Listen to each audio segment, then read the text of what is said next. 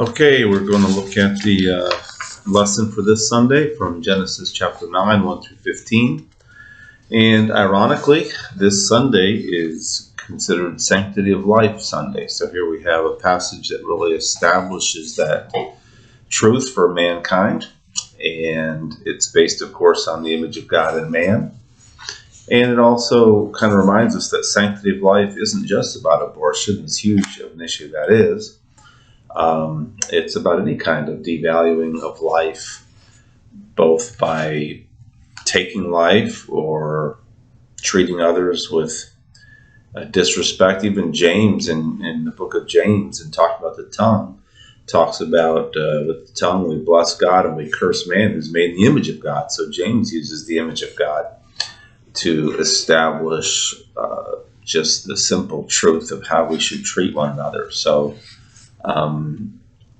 as we look at this, I just thought I'd start off with some sobering statistics about our country, let alone the world.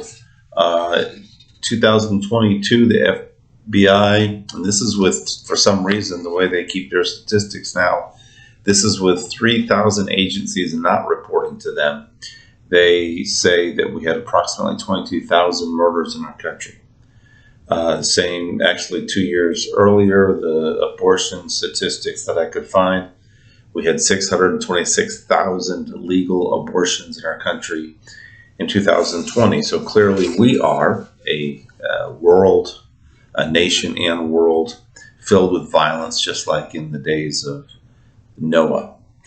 Just going to point out some things, verses 2 through 3, with the change God is making in man's diet, that he's no longer going to be a vegetarian, but he's going to be allowed to kill animals for food.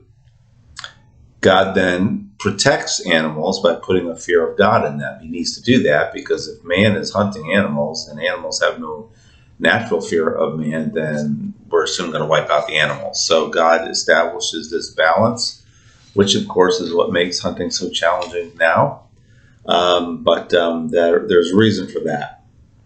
But just a little fun thought. Have you ever thought about what it was like for Noah and his family to eat their first hamburger? I don't know if they actually knew to grind the meat yet, but it's just a fun thought, or steak. It certainly would have been an interesting fly on the wall experience if we could see them doing that. The prohibition, of course, in verse 4 is that they couldn't eat the blood, and that does not mean you can't have rare steak.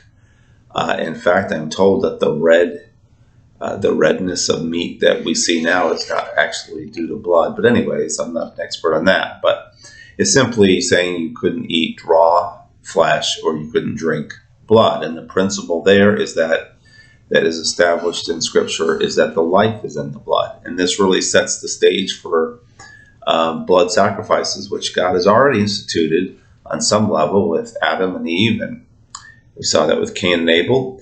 But the significance of the blood, not just representing life, but you even lose too much blood and you die. It's the life of an individual is intricately tied with the blood. Leviticus 17:14, for the life of every creature is its blood is its life. Therefore I have said to the people of Israel, you shall not eat the blood of any creature, for the life of every creature is its blood. Whoever eats it shall be cut off. And so it shouldn't surprise us that we see cults and people that practice witchcraft, etc., drinking blood and doing those kinds of things. Hebrews 9:22 says, indeed, under the law, almost everything is purified with blood, and without the shedding of blood, there is no forgiveness of sins.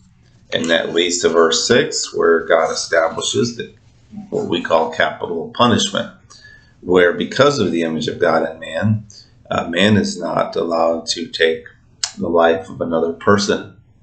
And God's views and God's demands, quite frankly, have not changed. And unfortunately, we've gotten away from that. And again, this was established to help restrain man. And so this is seen as really the beginning of government and government's involvement in restraining man, even though there isn't some kind of big organized government structure put up here. But this is the law that they would have to punish by death someone who takes someone else's life. You get into the Mosaic Law, and that law is given more detail, and God makes a distinction between murder and manslaughter, unintentional taking of life. And so, whereas murder would result in capital punishment, an unintentional taking of someone's life would be banishment to one of the cities of refuge. But of course, why is death the punishment? Because man is made in God's image, and God is trying to establish that sanctity of life very clearly for us. John Walvoord, in his commentary, says, with the destruction of humanity by the flood, some might assume that God holds life to be cheap, and the taking of it a small matter. This covenant shows that life is sacred and man is not to destroy man.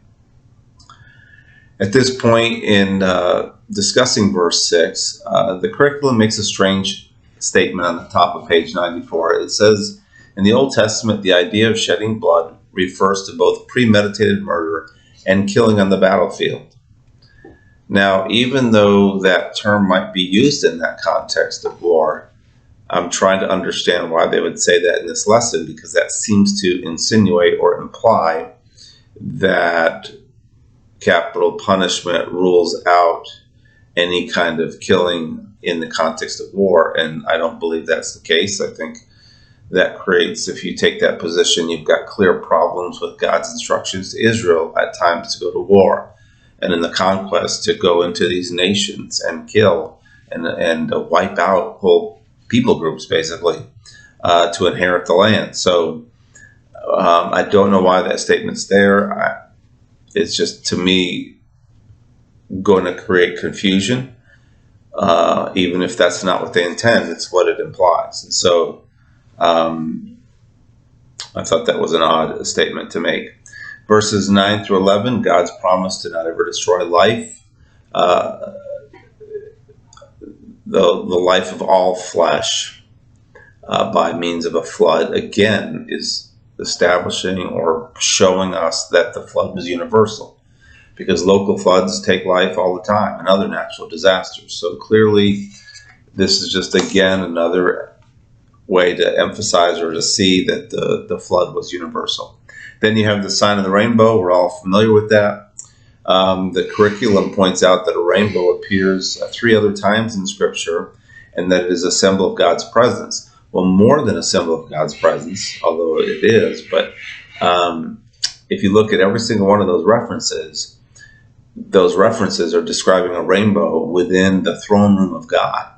So that's pretty powerful, pretty awesome to think about. And of course, it's demonstrating God's promise to never destroy life again. It's demonstrating God's grace. And whatever God designs, Satan always perverts. And so the world has taken the very sign that emphasizes life and protection of life and the sanctity of life and turned it into a perverted symbol for perversion and really the destruction of life, because all of the world's ideologies, whether it be abortion or even gender confusion and allowing children to have operations and all that, are destroying life and not respecting the image of God in mankind. I want to go back to that reference about the throne room and just read to you from Ezekiel chapter 1, verses 26 through 28. It says, and above the expanse over their heads there was the likeness of a throne, in appearance like sapphire, and seated above the likeness of a throne was a likeness with human appearance. And upward from what had the appearance of his waist I saw as it were a gleaming metal, like the appearance of fire, enclosed all around. And downward from what had the appearance of his waist I saw as it were the appearance of fire, and there was brightness around him, like the appearance of the bow that is in the cloud in the day of rain. So was the appearance of the brightness all around. Such was the appearance of the likeness of the glory of the Lord. And when I saw it, I fell on my face, and I heard the voice of one speaking. The curriculum gives a lot of good applications to make. I'm not going to go over those. They're there in your curriculum. I don't really have anything to add to that. So I hope you have a great lesson, and I'm sure you can have a lot of good discussion when it comes to these issues of sanctity of life. Just don't let your discussions hijack your lesson. Don't ever let that happen. Make sure that you're teaching the truths and not just letting everybody, voice and debate things. So, hope you have a great lesson, and we'll see you on Sunday.